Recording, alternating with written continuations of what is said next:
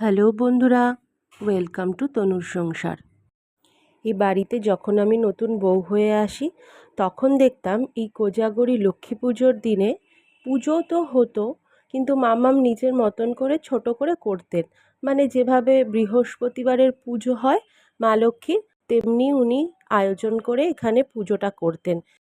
এবার আমি যেহেতু জন্মসূত্রে বাঙাল, আর এই কোজাগরী লক্ষ্মী পুজোটা আমি আমার বাপের বাড়িতে খুব ধুমধাম করে দেখে এসেছি, তাই জন্য আমারও মনে ইচ্ছা হতো যে এই পুজোটা এই বাড়িতে যেন আমি করি।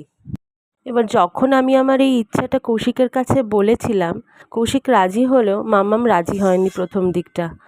আসলে যেহেতু কোনোদিন এই পুজোটা এই বাড়িতে হয়নি, তাই জন্য আশঙ্কাও প্রকাশ করেছিলেন যে যদি কোনো খুঁত হয়ে যায়। তো বলতে পারো আমি এক প্রকার জোর জবরদস্তি এই পুজোটা শুরু করেছিলাম। কিন্তু পরের দিকে অবশ্য মামামের কাছে শুনেছিলাম আমাদের কিন্তু লক্ষ্মী মা গিনিতে, এবং এই গিনিটা মাম্মামের শাশুড়ি তার নাত বউকেই দিয়ে গেছিলেন। আমি কিন্তু না জেনে শুনেই এই পুজোটা শুরু করেছিলাম। দেখো কীরকম মিলে গেল। এই হয়তো হয় গুরুজনদের আশীর্বাদ, আর তাদের সঙ্গে তাদের পরের প্রজন্মের টান। প্রথম দিকে তো অবশ্য মাম্মাম এটাও বলেছিলেন যে অন্নভোগ যেন না দিই, কারণ দেওয়া হয়নি কোনো দিন।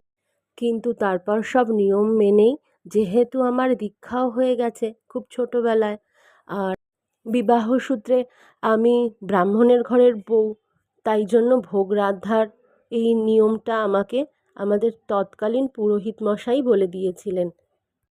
পরের দিকে অবশ্য মামামার এই নিয়ে কোনো আপত্তি জানাননি, শুধুমাত্র আমাকে বলতেন যে দেখিস পুজোটাতে যেন কোনো খুঁত না হয়।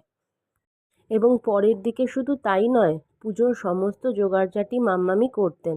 আমি থাকতাম এই দিকে, মানে ভোগ রাধা, জিনিসপত্র গোছানো, আর মাম্মাম পুরো ঠাকুরটা গোছাতেন। আজকে এই পুরো চাপটা আমার ওপরে পড়েছে। আর এই যে এই জায়গাটাতে, এখানেই আমি আজকে আমার ঠাকুর রাখবো, এখানেই পুজো করতে আমাদের সুবিধে হয়। আসলে ঠাকুর ঘরটা আমার একটু ছোট। আর এদিকে দেখো কি সুন্দর বাপ-বেটায় মিলে এই দরজার ওপরটা সাজিয়েছে। বাড়িতে কোনো পুজো পার্বণ হলে সবাই মিলে যখন হাতাহাতি করে, তখন সেই পরিবেশটাই আলাদা হয়ে যায়, তাই না? এদিকে আমি যেহেতু খড়িমাটি দিয়ে আলপনা দিতে পারি না, তাই এই ফ্লোরে আলপনা দিতে গেলে আমি বিভিন্ন কালারিং চক ইউজ করি। এবছর সেটা ভুলে যাওয়ায় বড্ড অসুবিধে হচ্ছে। চলো আমাদের মা লক্ষ্মীকে তোমাদের দর্শন করাই। এই দেখো, এই যে গিনিতে দেখছো মা লক্ষ্মী বিরাজমান, ইনি হচ্ছেন আমাদের সর্বসময়ের আরাধ্য দেবী।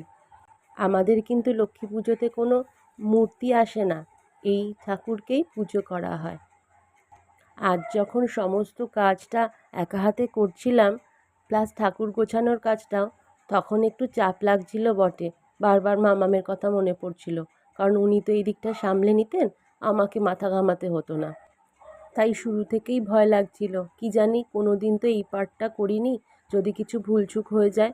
কিন্তু মা লক্ষ্মীর কৃপায় জানি না কতটা ঠিক করতে পেরেছি, তবে চেষ্টাটা চালিয়ে গেছি। তো চলো, কোজাগরী লক্ষ্মী পুজোর আন্তরিক শুভেচ্ছা প্রত্যেককে জানিয়ে এখানেই আমি আমার ভিডিওটা শেষ করলাম। টাটা।